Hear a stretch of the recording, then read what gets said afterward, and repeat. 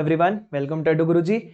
So here we are to solve IPM 2021 quantitative aptitude paper for short answer questions. तो जैसा कि हमको पता है कि शॉर्ट आंसर में IPM 2021 में इंदौर की बात करें तो total we were having 30 minutes for each section. 30 minutes में हमारे पास शॉर्ट आंसर के 10 क्वेश्चंस आए थे और हमको पता है कि उसका जनरल स्टूडेंट्स के लिए हम बात करें तो cut off was only 4 question. That means we have to solve 4 out of 10 questions in order to clear the cut off. We just have to score 16 marks out of 40 marks to clear that cut off. But 30 minutes में हम 6 to 7 questions वहां पर ऐसे थे जो doable थे, but उन 6 to 7 questions में से 5 ऐसे क्वेश्चंस थे जो काफी इजीली डुएबल थे। जिन्होंने बेसिक लेवल ऑफ एप्टीट्यूड की भी तैयारी की होगी वो भी उन क्वेश्चंस को काफी इजीली सॉल्व कर सकते हैं। तो हम इन वीडियो में उन्हीं 5 क्वेश्चंस को सॉल्व करने वाले हैं। So let us start with our first question. First question में गिवन है the number of positive integers which divide 1890 into 130 into 170 and are not divisible by 45 is. जिनको नंबर ऑफ फैक्टर्स का basic knowledge है वो ये question easily कर सकते हैं। यहां पर मैं नंबर ऑफ फैक्टर्स एग्जैक्टली निकाले कैसे जाते हैं वो नहीं बताने वाला हूं, बिकॉज वो हम हमारी रेगुलर क्लासेस में बताते हैं। We are going to discuss कि हम इस क्वेश्चन को एग्जाम कंडीशन में कैसे सॉल्व करते हैं, because we are having limited time to solve any question in exam conditions. तो यहां पर हमको बोला है कि 1890 into 130 into 170 इस पर्टिकुलर एक्सप्रेशन के टोटल नंबर ऑफ फैक्टर्स जितने भी हैं उन फैक्टर्स में से हमको यह पता करना है कि कितने ऐसे फैक्टर्स हैं जो 45 से डिविजिबल नहीं है। तो हम 45 से डिविजिबल नहीं है फाइंड आउट ना करते हुए क्या फाइंड आउट करेंगे, कौन से 45 से डिविजिबल है और उनको हम टोटल में से माइनस कर देंगे। दैट मींस हमारा प्रोसेस इस पर्टिकुलर क्वेश्चन को सॉल्व करने का क्या होने वाला है, we are going to find out the total factors और टोटल फैक्टर्स में से हम वो फैक्टर्स माइनस कर देंगे। टोटल फैक्टर्स में से we are going to subtract those factors that are divisible by 45। Factors divisible by 45। So first let us find out how many factors are there for this expression. इस expression के लिए total number of factors कैसे, and as we know total number of factors निकालने के लिए हमको क्या करना पड़ता है, जो भी एक्सप्रेशन है उसको प्राइम नंबर की पावर्स के प्रोडक्ट में ब्रेक करना होता है। सो 1890 को हम अगर देखें तो पीछे 0 है, 0 मतलब हम बोल सकते हैं 2 into 5 बिकॉज एक 0 2 और 5 से बनता है। फिर 130 है, 130 को भी हम बोल सकते हैं 13 into 10 means again 13 into 2 into 5। 170 को हम लिख सकते हैं 17 into 2 into 5। अभी ये पूरी तरीके से ब्रेक नहीं हुआ है बिकॉज 189 हमारे पास है। हम जानते हैं 189 होता है 27 into 7 दैट मीन्स 3 क्यूब। तो ये फाइनली हमारा हो जाएगा 3 क्यूब इंटू 7। 2 कितनी बार है, 1 2 एंड 3 टाइम्स इंटू 2 क्यूब। 5 कितनी बार है, 1 2 and 3 times into 5 cube into 13 into 17। ये हमने हमारे जो भी नंबर था उसको प्राइम नंबर की पावर्स में ब्रेक कर दिया। हम चाहें तो इसको इंक्रीजिंग ऑर्डर में भी लिख सकते हैं, बट अगर हमारी बेसिक अंडरस्टैंडिंग है तो हम इससे भी क्वेश्चन सॉल्व कर सकते हैं।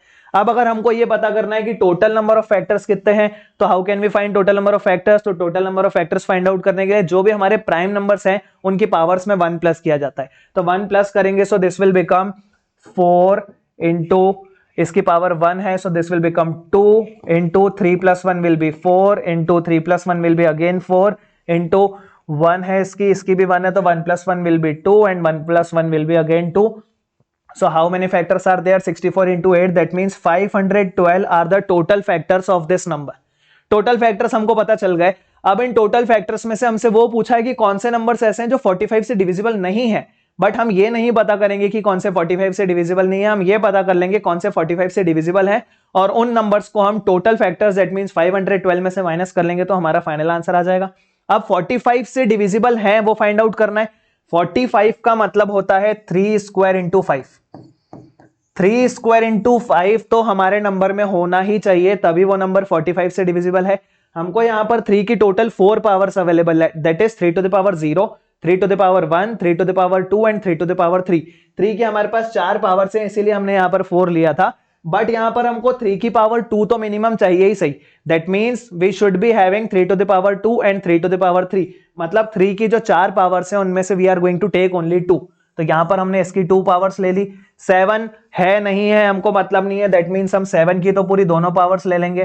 2 की 4 पावर्स ले लेंगे। 5 5 के ओवरऑल हमारे पास 4 पावर्स है, 5 to the power 0, 5 to the power 1, 5 to the power 2 and 5 to the power 3, but उसमें से हमको 5 की पावर 1 तो मिनिमम चाहिए, दैट मीन्स हम 5 की पावर 0 नहीं लेंगे, that means we are going to take only 3 powers of 5, so this will be 3 into 13 है नहीं है तो दोनों पावर्स लेनी पड़ेगी, 17 है या नहीं है दोनों पावर्स लेनी पड़ेगी, so this becomes 2 into 2 into 4 that means 16, 16 into this is 12, so 16 into 12 is 192. So 192 factors are there that are divisible by 45, and out of total factors 512, 192 factors are there that are divisible by 5, so we are going to subtract these two and we will be getting the answer as 320. That means 320 factors इस particular number के ऐसे हैं जो 45 से divisible नहीं है, so this is going to be our answer. इसके पीछे का जो लॉजिक था ये हम हमारी रेगुलर क्लासेस में कवर करते हैं, तो जिसको थोड़ा सा भी फैक्टर्स के बारे में पता है, this question was quite doable. Let's move to the next question. In the next question it is being asked as there are 5 parallel lines on a plane, on the same plane there are n other lines which are perpendicular to the 5 parallel lines. If the number of distinct rectangles found by these lines is 360, then what is the value of n? हमको question में बोला है कि एक plane पे 5 parallel lines है, सो let us draw these 5 parallel lines, 1 2 3 4 and 5. हमको ये 5 पैरेलल लाइंस है. अब बोला है कि इसी प्लेन पे कुछ ऐसी लाइंस भी हैं जो इनके परपेंडिकुलर है, बट वो कितनी लाइंस है हमको नहीं पता, तो वो n लाइंस है. सो अगर हम बोल रहे हैं कि वो हमारी टोटल n लाइंस हैं, तो हम क्या कर सकते हैं, हम ऐसा कर लेते हैं कि वो लाइंस को इस तरीके से बना लेते हैं, 1 2 3 4 5 6 7 एंड सो ऑन. कितनी भी हो सकती है, n है और वही हमसे पूछा है. हमसे क्वेश्चन में बोला है कि अगर ये 5 पैरेलल लाइंस और remaining n further parallel lines which are perpendicular to the given 5 lines, अगर ऐसा फॉर्मेट बनता है तो टोटल नंबर ऑफ रेक्टेंगल्स जो बन जाते हैं that is equal to given as 360. Then we have to find out कि ये जो रेड कलर से हमने लाइंस बनाई है ऐसी कितनी लाइंस होंगी, what is the value of n. तो हमको पता है कि एक रेक्टेंगल बनाने के लिए हमको 2 लाइंस हॉरिजॉन्टल वाली चाहिए और 2 लाइंस वर्टिकल वाली चाहिए, तभी हम एक रेक्टेंगल का फॉर्मेशन कर सकते हैं.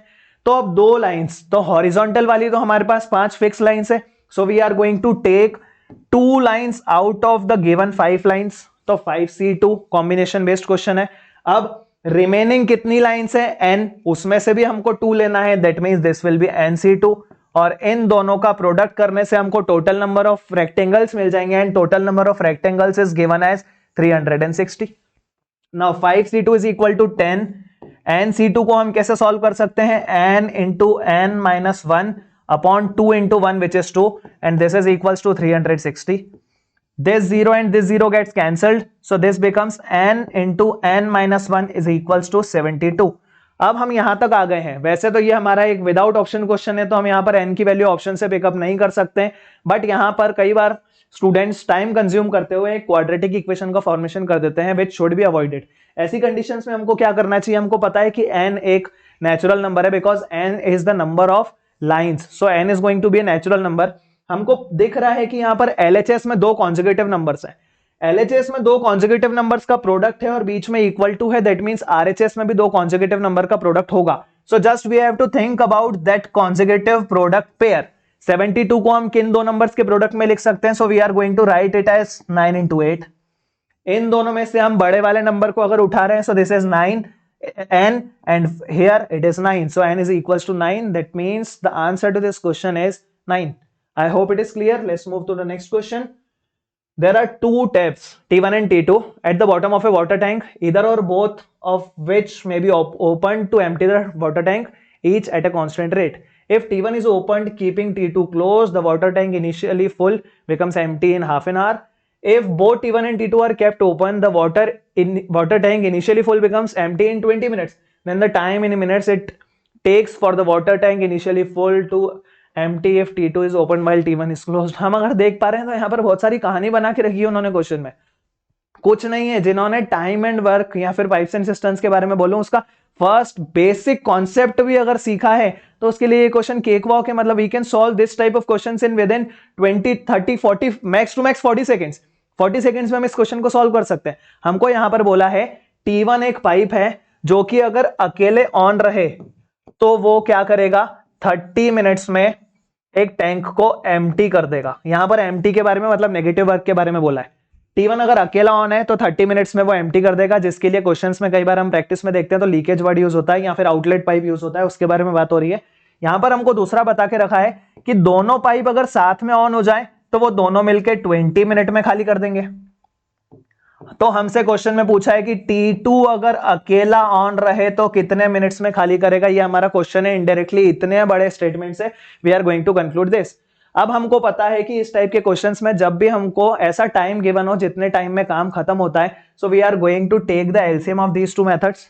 मतलब ये ऐसा काम है, ए अगर किसी काम को 30 मिनट्स में कर रहा है, ए और बी मिलके किसी काम को 20 मिनट में कर रहे हैं, तो बी अकेला कितने मिनट में करेगा, ये हमारा क्वेश्चन है इनडायरेक्टली। ठीक है, तो हम ऐसे क्वेश्चन को कैसे सॉल्व करते हैं, सबसे पहले हमने ले लिया LCM. So LCM of 30 and 20 is going to be 60, which we are going to consider the work done. मतलब ऐसा हम समझ लेते हैं कि 60 यूनिट्स खाली करना है, तो 60 यूनिट्स हमारा वर्क डन है। ठीक है, अब T1 फर्स्ट वाला जो पाइप है वो 30 मिनट्स में 60 यूनिट्स खाली करता है। 30 मिनट्स में अगर 60 यूनिट्स खाली करता है, दैट मींस 1 मिनट में कितनी यूनिट खाली करेगा, 2 यूनिट्स खाली करेगा। ये हमने उसका T1 का 1 मिनट वर्क निकाल लिया। ऐसे ही T1 और T2 का मिलाकर अगर हम बात करें तो T1 और T2 मिलकर 20 मिनट्स में 60 यूनिट्स खाली कर रहे हैं, इसका मतलब 1 मिनट में 3 यूनिट्स खाली करेंगे। हम टाइम वाली इक्वेशंस पे कभी भी वर्कआउट नहीं कर पाते बिकॉज वो इनवर्स इक्वेशंस होती है। हम इक्वेशंस कौन सी इक्वेशंस पे काम कर पाएंगे, जो डायरेक्ट इक्वेशंस है, that means efficiency based equations है। अब हमको पता है कि T1 दैट मींस जो टैप 1 है वो 1 मिनट में 2 यूनिट खाली करता है और दोनों मिलके 1 मिनट में 3 यूनिट खाली करते हैं। तो अगर मैं T1 की वैल्यू यहां पर 2 रख दूं तो यहां से हमको T2 की वैल्यू मिल जाएगी 1। दैट मींस हमको पता चल गया कि टैप 2 जो है वो 1 मिनट में 1 यूनिट खाली करता है। और हमसे क्वेश्चन में क्या बोला गया है कि वो ओवरऑल पूरा टैंक कितने मिनट में खाली करेगा, तो पूरा टैंक मतलब हमारा total work done. Total work done है हमारा 60 यूनिट्स। 60 यूनिट्स खाली करनी है, 1 मिनट में 1 यूनिट खाली हो रही है।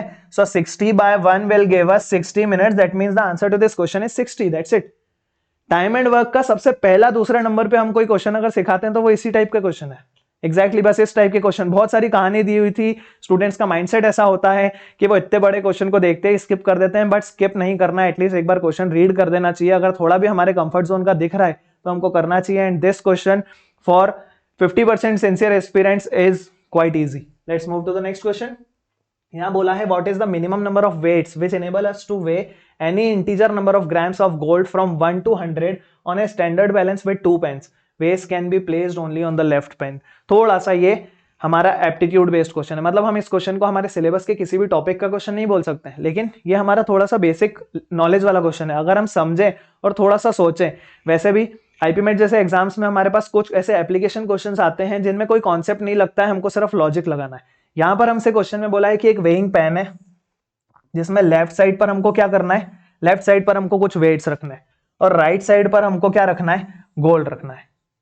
हमसे क्वेश्चन में बोला कि हमको 1 से लेकर 100 ग्राम तक का गोल्ड क्या करना है, मेजर करना है। 1 से लेकर 100 ग्राम तक का अगर हम गोल्ड मेजर करेंगे तो मिनिमम हमारे पास कितने वेइंग पेन्स होने चाहिए। लेटस से हमारे पास, हम यहां पर एक पैटर्न डिराइव करने की कोशिश करेंगे। लेटस से हमारे पास हमको 1 ग्राम का गोल्ड वे करना है, तो 1 ग्राम को वे करने के लिए हमारे पास कितने वेइंग पेन होना चाहिए, 1 ग्राम का वेइंग पेन होना चाहिए। मतलब ये तो मिनिमम चाहिए ही चाहिए। 2 ग्राम गोल्ड हो तो अब हम ऐसा सोच सकते हैं कि 1-1 के 2 हो, लेकिन 1-1 के 2 होने की जगह अगर हम बोलते हैं कि 2 का 1 होना चाहिए तो इससे हमारा एक वेइंग पेन जो है वो थोड़ा सा कम यूज होगा। क्यों? लेटस से हम बोलते हैं कि हमको 3 ग्राम वे करना है, तो अगर हमारे पास 1-1 वाले 2 होंगे तो 3 के लिए हमको 1-1 वाला एक और लेना पड़ेगा। बट अगर हमारे पास एक वेइंग पेन 1 का हो, एक 2 का हो, तो 3 मेजर करने के लिए हम ये दोनों रख देंगे। मतलब इन दो को यूज करते हुए हमने 1 ग्राम भी वे कर लिया, 2 ग्राम भी वे कर लिया, 3 ग्राम भी वे कर लिया। 4 ग्राम के बारे में सोचें, अब इन दोनों से हम 4 ग्राम यूज नहीं कर पाएंगे, दैट मीन्स हमको 4 ग्राम का वेइंग पेन भी यूज करना पड़ेगा। 5 के बारे में बात करें तो हम 1 और 4 को मिलाकर 5 मेजर कर सकते हैं। 6 ग्राम के बारे में बात करें, 2 और 4 को मिलाकर हम 6 ग्राम वे कर सकते हैं। 7 के बारे में बात करें, 1, 2 और 4 को मिला के 7 वे कर सकते हैं। 8 के बारे में बात करें, नहीं मिलेगा तो 8 का यूज कर लो। 9 के बारे में बात करें, 8 और 1 से मेजर हो जाएगा। 10 के बारे में बात करें, 8 और 2 से मेजर हो जाएगा। 11 के बारे में बात करें, 8, 2 और 1 से हो जाएगा। 12 के बारे में बात करें, 8 और 4 से हो जाएगा। 13 के बारे में बात करें, 8, 4 और 1 से हो जाएगा। 14 के बारे में बात करें, 8, 4 और 2 से हो जाएगा। 15 के बारे में बात करें तो 8 4 2 1 से हो जाएगा। 16 के बारे में बात करें तो नीड पड़ जाएगी। तो अगर हम यहां पर देख पा रहे हैं तो हमको क्या हो रहा है, एक ज्योमेट्रिक सीरीज बन रही है, 2 की पावर्स बन रही है। अब हमने 1 और 2 लिया तो 4 तक कर पाए, 1 2 और 4 लिया तो 8 तक कर पाए, 1 2 4 8 लिया तो 16 तक कर पाए। अब अगर 16 की नीड है तो अगली नीड किसकी आएगी, 32 की नीड आएगी। और 32 के बाद हमको नेक्स्ट किसकी नीड आएगी, 64 की। और 64 के बाद नेक्स्ट नीड हमको 128 की आनी चाहिए, बट हमको तो सिर्फ कहां तक की कैलकुलेशन करना है, 100 तक की। और 100 तक की कैलकुलेशन हम इन सारे वेट्स को यूज करते हुए कर सकते हैं। That means the minimum number of weights that are required to calculate any number from 1 to 100 should be 1 2 3 4 5 6 7. That means the answer to this question will be 7. इस तरीके से हमको पैटर्न डिराइव करना पड़ेगा। There are so many questions in exams like IPMAT Indore जहां पर हमको कोई लॉजिक नहीं लगाना पड़ता है। We have to go for some such type of pattern, और जैसे ही हमको 3-4 टर्म्स के बाद एक पैटर्न मिलता है, we are in a situation to generalise. I hope this question is clear. Let's move to the next question. In next question it is given as in a class 60% and 68% of the students pass their physics and mathematics examination respectively. Then at least what percentage of students pass both their physics and mathematics? थोड़ी सी information कम है और हम देख पा रहे हैं तो यहाँ पर हमको एटलीस्ट जैसा कुछ क्वेश्चन मिल रहा है, एटलीस्ट या एटमोस्ट जैसे क्वेश्चंस वैसे भी हम एग्जाम्स में फेस करते हैं। यहाँ पर हम बना लेते हैं एक वेन डायग्राम। जिस वेन डायग्राम में हम दो सेट्स के बारे में बात करिए, फिजिक्स और मैथमेटिक्स। फिजिक्स के लिए हमको क्वेश्चन में बोला है कि how many students are passing in physics 60% and how many students are passing in mathematics 68%।